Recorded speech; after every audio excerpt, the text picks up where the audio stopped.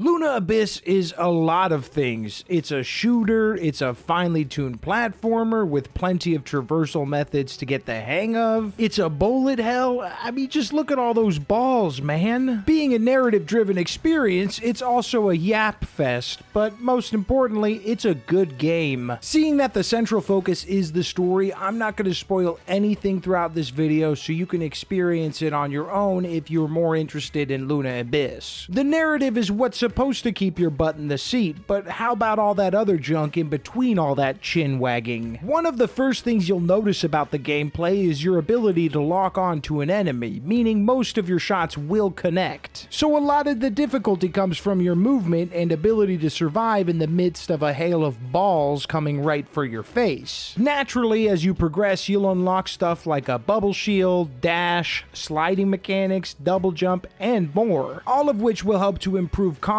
and platforming sections alike. Like how some guns not only act as man stoppers, but as keys to doors and switches. Although I do have to mention that Luna Abyss has somewhat of a small arsenal with only a meager 4 guns to play around with. I think Sulfur has spoiled me. Oh, I almost forgot about the sucking and exploding. A system most similar to Doom's finisher mechanic, where you have the choice of giving low health enemies the old soul suck for some health, or make them bust with an explosion that can send shrapnel to nearby enemies. I do wonder if the explosion feature could have been better utilized, like it deserves a buff or something, because the soul suck is always useful. Health is a hot commodity in any action game, but oftentimes the soul explosion is only good for popping a shield or two. A lot of learned abilities and mechanics you'll continue to use along the way, except for one. Why do we only get to do cool mech shit like 3 times? Sorry if that's kind of a minor spoiler, but I spent the whole game waiting for another Pacific Rim moment, only to be let down when the credits started rolling. The majority of your puzzles and brain work comes from the platforming. Jumping from an eyeball ball to a grapple hook spot, then a dodge to another distant grappling hook, or whatever. When you get into the rhythm of it, it's very fun, and it makes me pine for something like a level creator. But the gameplay in general always feels very solid, even if the noticeably often loading screens break up the momentum once in a while. They happen enough to be hilarious at times, but at least the game still runs great besides that, right? Optimization and stability are basically an afterthought for most new games, but Luna Abyss runs great. I didn't lose a single frame, crash, or anything annoying like that. You honestly don't even run into a lot of bugs, but when they do happen, it can be frustrating, which is the case for any platform-heavy game, or for some people like any game in general.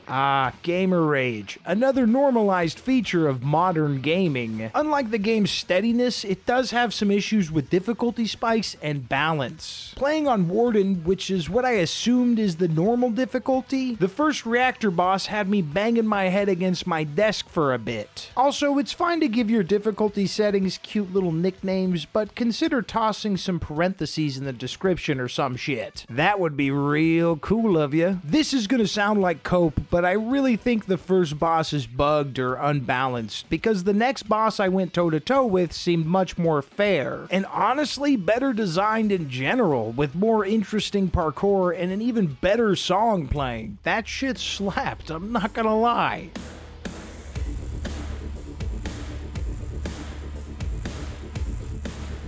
The sound design is great across the board. I especially like when death candles explode and sound like whistling fire rockets.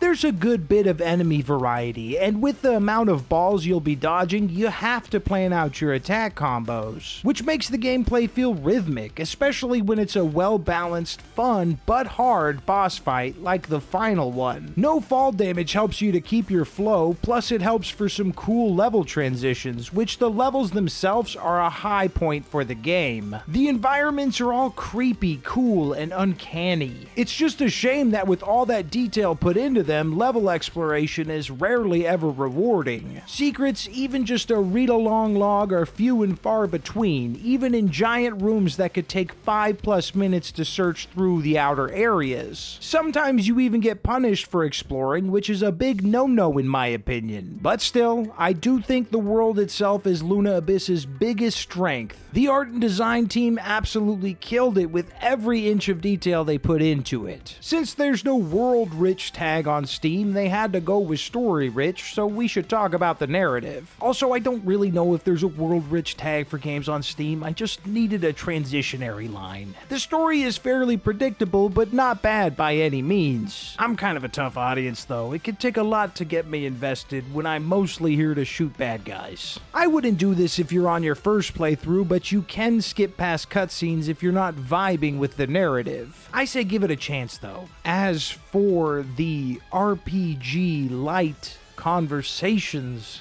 I don't always have the time to listen to every drawn out line, so I mostly just read everything and clicked past the voiceover stuff. I know that sounds messed up, but way too often is dialogue slowly drug out, and it can honestly make some story moments a slog to get through. I get what they're doing, but slowly speaking your lines doesn't always equate to being more meaningful or impactful. It gets a little silly after a while. I'm a scout. This is my first day, actually. They sent me down here to find a signal and... well, it's a long story. You know, that old chestnut. But I have to insist on mentioning that the voice actors do a great job with the dialogue, even if I don't agree with how they were directed to perform it. These look like something Sid would make in Toy Story. Problem is, these machines have been rotting for the better part of 2 centuries, so most of it's useless old shit. Wow, I was not expecting the game to pull out the shit card.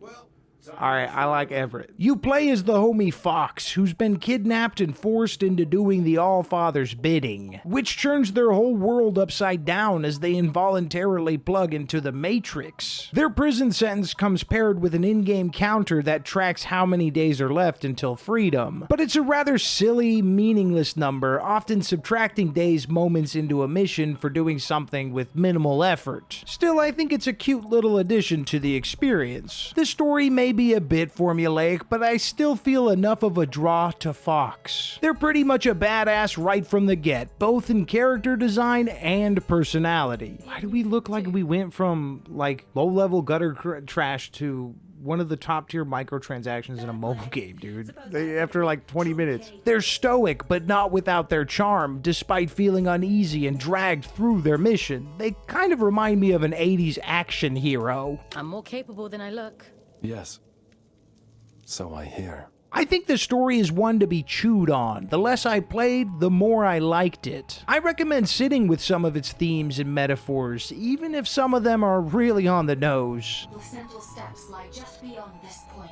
That being said, it is a rather short game. It only took me about 8 hours to beat it. So I get it if you don't really want to or don't get the chance to space out your time as you go along. But once you finish the main story of Luna Abyss, you're pretty much good to uninstall it. There's no real endgame once you wrap all the narrative stuff up. While grinding out a couple easy achievements, I notice you don't even keep your unlocks when you go back through levels. The inability to play around with all of your guns and upgrades makes it feel almost pointless to run it back. I would love something like a horde mode or even mission challenges to give me a reason to boot up Luna Abyss for another jog around the moon. All in all, it's nice to have a new narrative-focused shooter that tries to be unique. Luna Abyss feels like a fully finished vision, which is the best kind of praise that I can give a piece of media. We don't gotta stop praising though, we got some members to shout out. So let's give these beautiful people some beautiful flowers because they give some beautiful extra support to my beautiful family and I, and they don't have to do that, but they do it anyway. We have another one-year member, that's my guy Super Gas Pack. He's been around supporting forever now. I mean, just about as long as Anton Stills. I think it's like a couple days or a week in between when they started doing this. We can't forget about the homie pluses, iRaspberry, KT Monkey, Wicked Wicker. You guys look great today. Then there's the homie golds who are absolutely glowing. Slick Willie 988 and Dookie Booty. These guys are awesome. You guys that are watching this video, especially to this point, are also awesome. I wanted to do a full playthrough of Luna Abyss for you guys, but I was fearful I wouldn't be able to finish this video in time. In fact, I'm sure the present me is panicking trying to get it out. What a chump. In exchange for no playthrough, I offer you guys some tips and tricks if you decide to buy Luna Abyss. Remember to use your bubble shield often. It comes back pretty quickly and you can shoot through that thing. Try to use your scout rifle to finish off enemies when you're almost out of health. Stronger guns can accidentally kill those low health baddies. If you see some weird white paint symbols like this, there's a secret nearby. Most importantly, you can suck their souls, but not their balls.